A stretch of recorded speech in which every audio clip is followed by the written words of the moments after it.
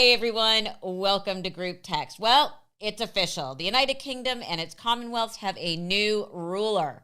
King Charles III was coronated on Saturday, May 6th, during a ceremony that blended old traditions with some necessary modern touches. Though the weather in London, let's be honest, was damp and, well, honestly, dreary, the crowds came out to eagerly greet their monarch, waving the Union Jack and applauding the man who had waited 71 years for a promotion. Here to break it all down for us is Emily Nash, royal editor for Hello Magazine. Welcome to Group Text, Emily. Hi, thank you so much for having me. So, how are you recovered at all? No, not even close. To be honest, I think it's going to take me about a month to sleep this one off. It's been very intense, but what an experience to cover this. What an experience. So I'm just going to jump right in, break it all down. Like, when did the planning start? This is a great question.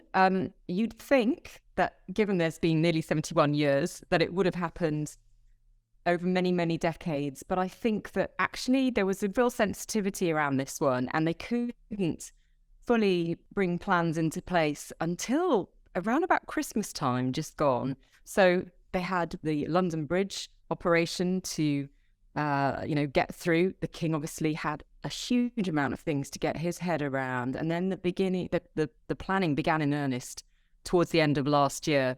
So everything we saw pulled off in such a spectacular style over the weekend has really just been done in a handful of months.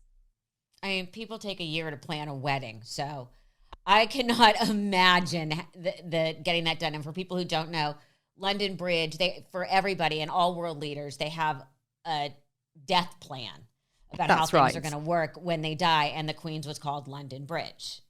That's absolutely right. Yeah, sorry, that's the code name that was used. And actually the code name for the coronation was Operation Golden Orb, which now we can all picture that golden orb, which he was holding on Saturday.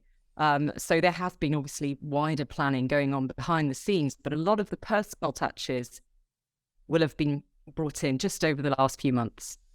So Charles has talked openly about slimming down the monarchy. So who got the call saying, sorry, no room at the Abbey for you? Well, actually, there were quite a few family members there. It's a really interesting one. We saw on the one hand the senior working royals. They were the ones in the proper regalia, in the gowns, in the robes, and on the balcony at the end of the day. But the wider family were there largely. Interestingly, some people didn't get a +1, and these are relatives of the king's, cousins, first cousins, second cousins, that kind of thing, who went with a sibling rather than a spouse. So they definitely had to keep numbers to a minimum because, you had more than 100 heads of state there as well. They had charity representatives, people connected with all of their activities. And they had to be really careful not to offend anyone. But I think a lot of people understood that this wasn't going to be anything like on the same scale as it was for the last coronation in 1953. Just to jump right in. So I watched it, the whole thing. Everything is timed down to the minute. And there's an old saying, promptness is the courtesy of kings, because they don't feel that it's right to leave people waiting because they know it's so complicated when they get somewhere. Now, did I see this correctly? It looked like Charles and Camilla got loaded into the coach early. First of all, how are you early to anything? Absolutely. Well, this is a great question, and it is one of the few hiccups that people have picked up on the day. And given that, the military precision with which this has been carried out and the hours and hours of rehearsal that went into this, it was surprising that they actually arrived at the Abbey early. So you may have seen the Prince and Princess of Wales and their children sort of racing in just in time to join the procession. And the king actually was sat in his carriage waiting before he could get out. And I'm sure that there've been a few questions asked about that, whether it came down to the weather, maybe the horses went faster than expected, who knows, but it was unusual for a royal engagement. Not just that, it looked like they had pulled up so the other car could get in and then had to back in. And Well, I yeah, think, I was inside the Abbey at this point, so I didn't get such a clear shot of that. But you're absolutely right. You know, the choreography of these things is normally absolutely spot on. So that was kind of surprising. I'm sure someone has been in a little bit of trouble for that, but the end result all went, as well as could be expected.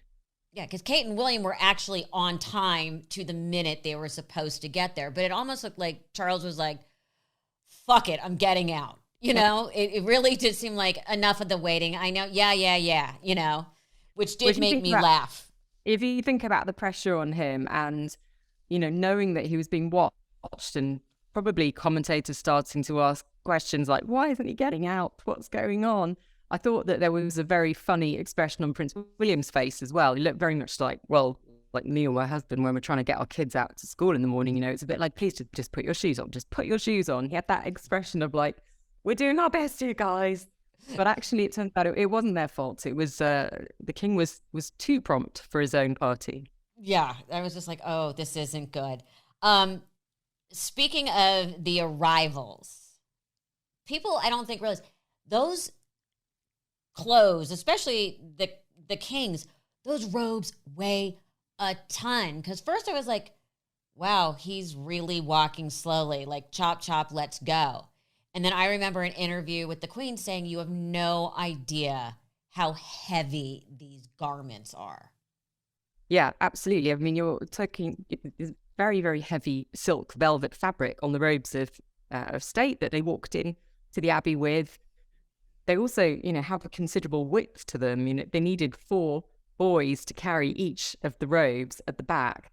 And you're seeing that the queen walks in before the king. They couldn't walk side by side. So there was that sort of logistical challenge to start with. But then as the ceremony went through, we saw these various historic garments layered on. And at one point, I think at the point of crowning, he was wearing around gowns and another 5 pounds of bling on his head. And it's not surprising that he kind of needed someone to help him in and out of his seat at that point.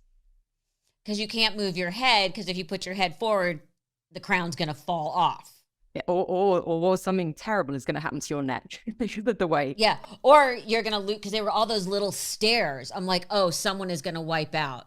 And nobody up there was really a spring chicken. And they're moving backwards. I think we all have our concerns, right? Yeah. So now you were actually in the Abbey. Yeah. And I always think about this when you watch that. You were behind, what is it called, the parapet? Well, so I was sitting in an area called the North Transept, and that is behind the choir. So where you have these 2 rows of like wooden benches where the actual vocalists, the choir are sitting, but also prime ministers and things like that. And we had a kind of what is actually called the theatre of coronation. So I could see sort of the tops of heads. I could see the king when he was kneeling down. I could see the back of the coronation chair. But we also were provided with screens so we could follow the ceremony in full. And that was just like a real pinch me moment, to see it on the screen in front of me, but no, it was happening just a few meters away.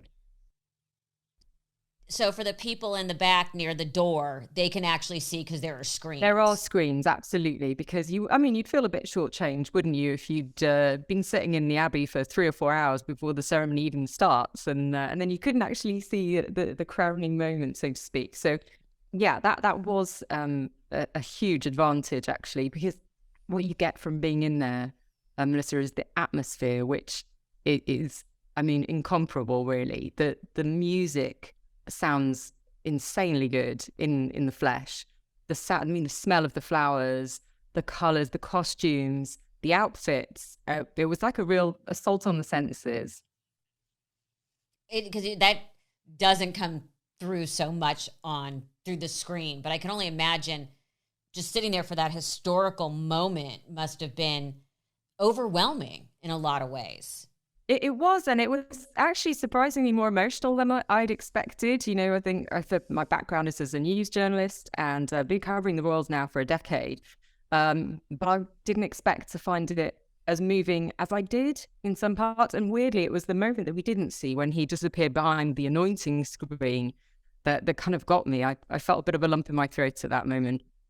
Can you explain the anointing screen? Because the Queen did this too. This is a moment where the monarch has total and complete privacy. Why? Yeah. I mean, what goes on? What is that moment? So traditionally, and when we say traditionally, I mean for more than 1,000 years, this ritual has been conducted where the Archbishop of Canterbury anoints the monarch on the head, the chest, and the hands with a consecrated oil. In this case, it had been consecrated in Jerusalem and made specially for this occasion. And the idea of making it private is because it is considered to be a moment between God and the sovereign. So historically, people believe that this role was appointed by God, and therefore this is symbolizing that sort of contract, if you like. And you saw that the king had his tunic removed. When he went behind the screen, he was just wearing a simple white shirt. And I think that's why it was so moving, because it was very simple in such a grand setting. And he actually looked almost vulnerable at that point, I felt. It really sort of stood out against the backdrop of everything else. Well, also, he has no poker face, which is very not British. I mean, you could see waves of emotion crossing his face the whole time. Absolutely. And yeah, a lot of people have asked me this and said, look, he looked very solemn and he looked like weighed down by it all. And I think, I mean, first of all, he was quite literally physically weighed down. Yeah, I was going to say. But I think the pressure on him of that moment, despite having rehearsed for such a long time, it's something he's known was coming for his entire life. It's about because he's lost his mother. There are some real mixed emotions around that. And I think for me, it was lovely to see that while he was incredibly, as you say, sort of very visibly moved and perhaps struggling to contain his emotions during the very intimate moments of the ceremony, what I liked is as he was walking in, he could see people he knew in the congregation, and he was recognizing people and giving them huge smiles. And I think he will have found that really reassuring on a day where he knew that millions of people were watching all around the world. One of the big moments was when William came up and, whatever it's called, liege of limb. You saw Charles's eyes get red, which I thought was very, it's really a break from royal protocol. Absolutely. I think that is something people will come to know about King Charles. He is a sensitive man. And we know, that he doesn't always contain his feelings about things. Over the years, we've heard him speak up about all manner of things. And that's something he can't do now as king. But we also know how troubled his relationship has been with his family on and off over the years. And so I think that symbolized something which will have meant so much to him, having a son and heir, give the oath of allegiance, give these words of fealty, which again are very traditional and historic, but in that moment were very, very personal between them. Okay, let's get right into family, because everybody's talking about how they handled Harry. Yeah. Which I thought they handled well. What is the consensus there? He came in with his cousins. It wasn't like he was, ostracized and sneaking in the back. Oh, I think you're absolutely right, Minister. I think most people here feel like it was done just as well as it could be. This really had to not become about that relationship and about everything that's gone before. This, is a state occasion. It's a moment in British history. The focus had to be on the king and the queen. I think it's great Harry was there. Whatever has gone on, whatever is continuing to go on behind the scenes, it really shows that he was prepared to be there on the biggest day of his father's life. And I'm sure the king will really have appreciated that. Now, obviously, it was an incredibly brief visit, so there was no time for a proper catch-up, all the conversations that we're hoping will take place.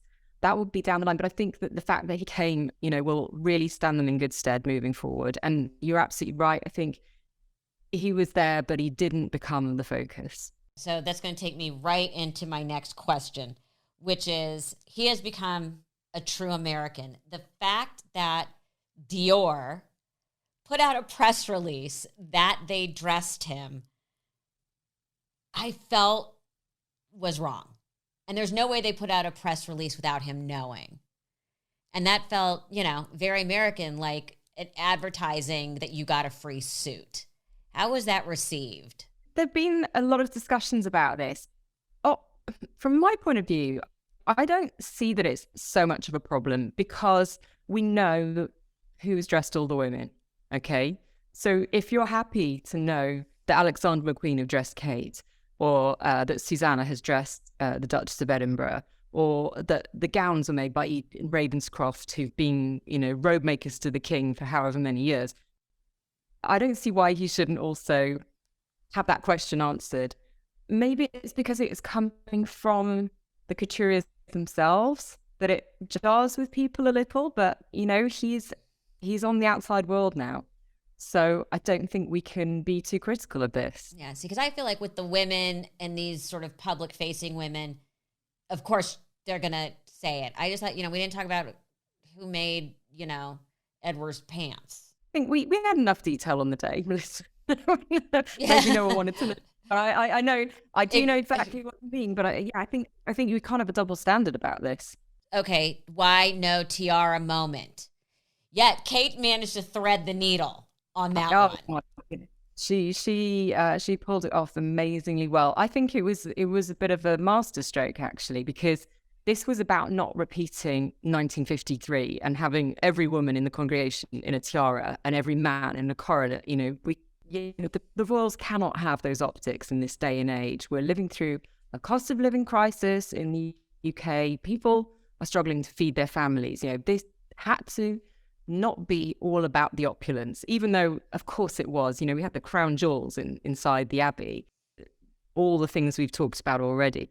I think it was a really beautiful way of combining the look of a tiara with something a lot softer and more natural, and really in keeping with the king's love of nature and the Royal School of Needlework and all of these very traditional elements that made up that day. So I think played it really, really well. That's not to say they weren't all dripping in jewelry, because they were, but I think it sends out a softer image, I think, of the wealth that is, undoubtedly there. What caught my eye was Camilla's sister's brooch.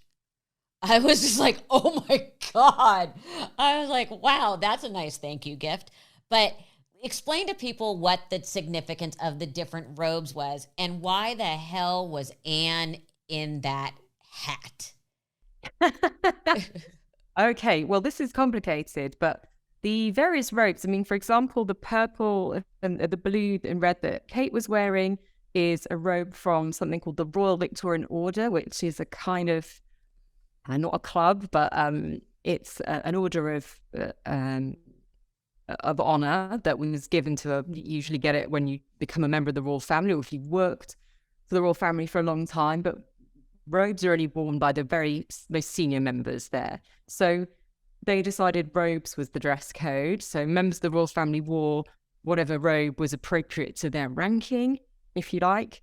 Obviously, the king and queen had their robes of state and robes of estate. You may have noticed Camilla's on the way back was embroidered with an incredible display of flowers, nature, even bugs, butterflies, bees, other insects. And this, again, is all about the king being passionate about the natural world.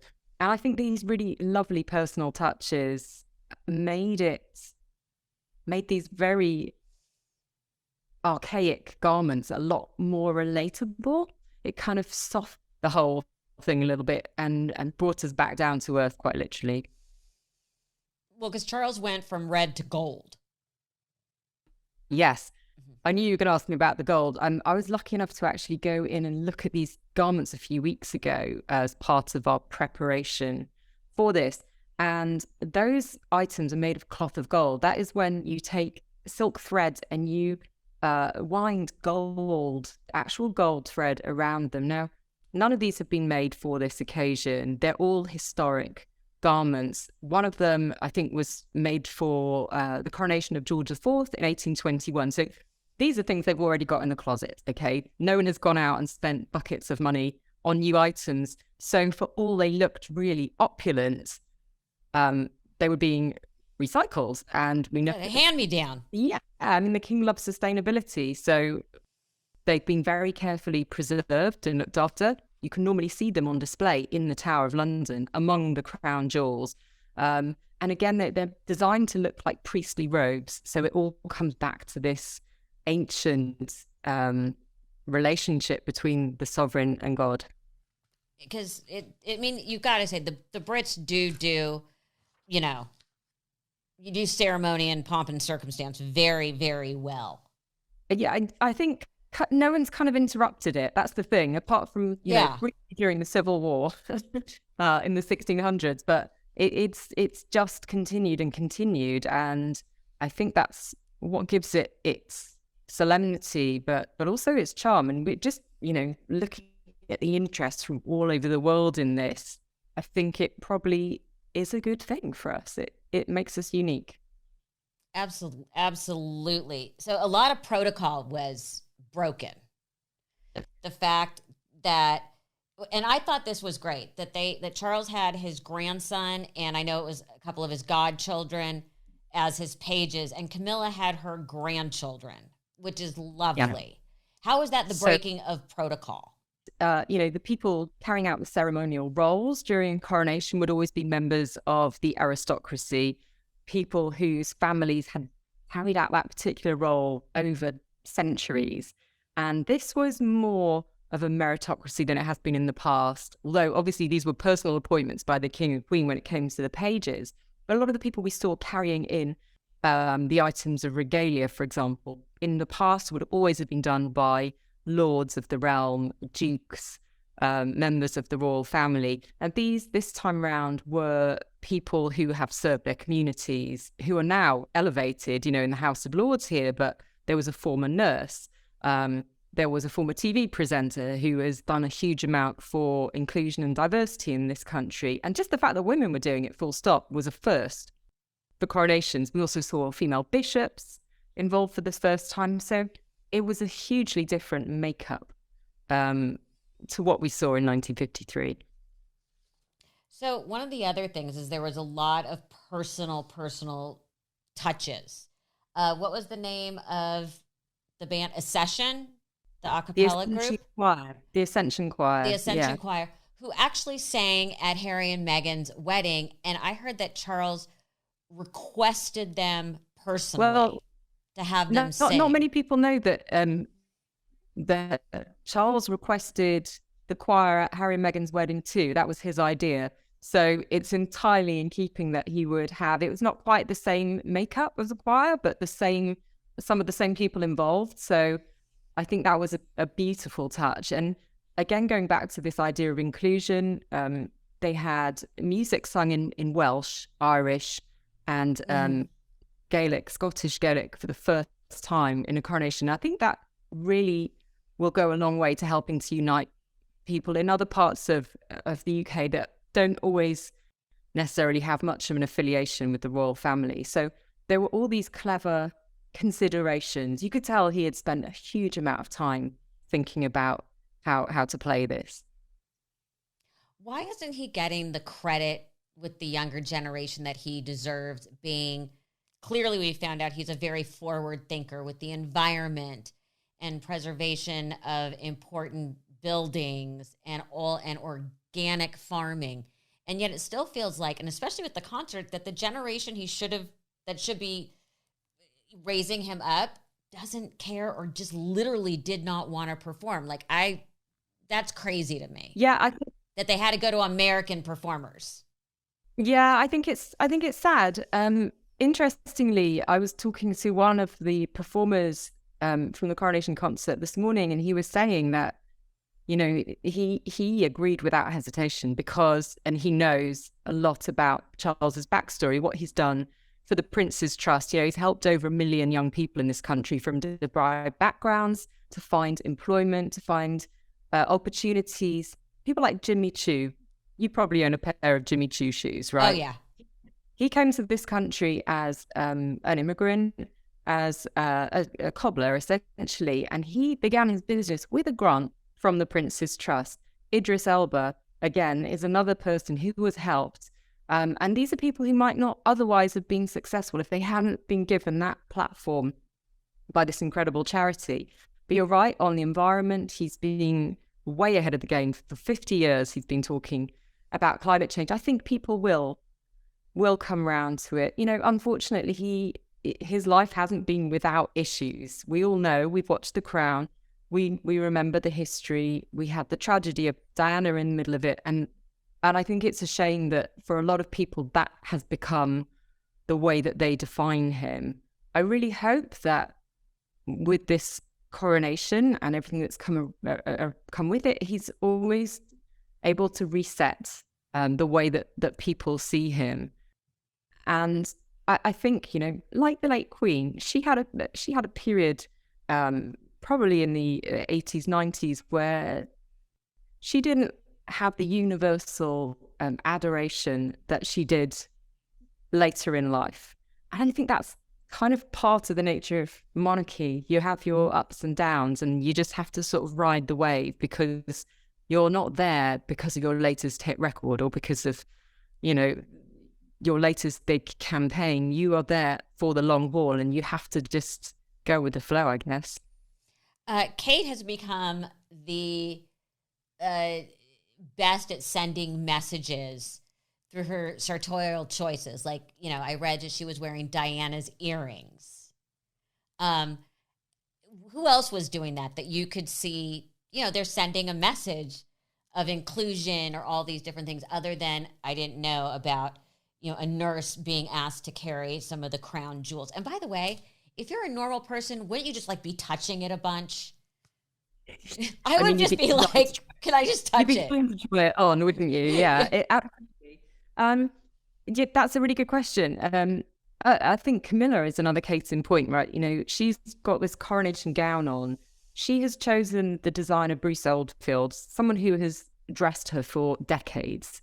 At this point, he used to dress Diana as well. And his backstory is remarkable. He was brought up in a care home.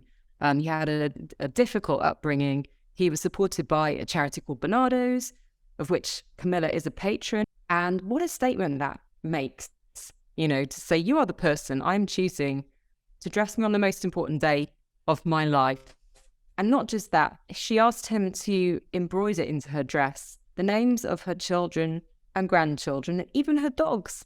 And I think that's just such an expression of how warm she is as a person, and how important her family is to her. So again, these messages in royal fashion come through thick and fast. So we're talking about Camilla now. My mother, I think everyone knows, was quite good friends with them. And what she always said, especially with Camilla, how down to earth she is. Yes. And that she's really, for lack of a better term, a broad. She smokes, she drinks, she laughs, she swears. And what I always found hilarious is they love gossip. Oh, they love gossip. And after an event, my mother was used to get a call from lady so-and-so, or whoever was Camilla's is her best friend. And my mother would have to tell her the gossip. And then she would go back and share. So what, you were in the Abbey. What's the gossip? What didn't we see? By the way, how they handled Louis was brilliant. He's there, he's gone, he's back. I mean, that's what you do with a child of that age. Absolutely. And he behaved himself so well. I mean, he obviously saved some antics for the balcony and for the carriage, which was great fun. But I think they do have a sense of humour, 100%. I think we might see that more and more. You know, we've seen the King and Queen pop up on American Idol, I believe, overnight, which none of us were expecting. We're told that's just there was a completely spontaneous decision to do that because Lionel and Katie were in the castle doing a live cross to the show. I think we're going to see a lot more of that humour. And yes, they're both incredibly well connected. You know, they have a lot of friends in the arts, in the media. I would love to be a fly on the wall during one of Camilla's tea parties, hearing the stuff she must hear, because she's a real people person. She cares a lot about people. She cares a lot about the people who work for her. She's interested in their families. She's interested in people. And, I again, you just love to be a fly on the wall for some of those conversations. Oh yeah, the my mom used to say the cursing and the drinking and fuck off and all that fun stuff. But yeah, she's always like, they love gossip. So that was who doesn't? I want to go back to the kids because they are amazing. I mean, talk about well behaved. But my favorite moments are when Charlotte's basically shushing Louis. I mean, she really seems like she rules the roost with those brothers. She's the one beating them both up. I think, she could be a bit of a character in future there. She's definitely, I think, got a control over the way that her brothers are behaving, but also in that very sort of tender, big sisterly way, looking out for them more than anything, I think. And she just looks so adorable wearing the sort of miniature outfit that her mother was wearing. I think she's going to be one to watch in future for sure. What's the moment that you're going to tell your grandkids about and say, I was there? Oh, gosh.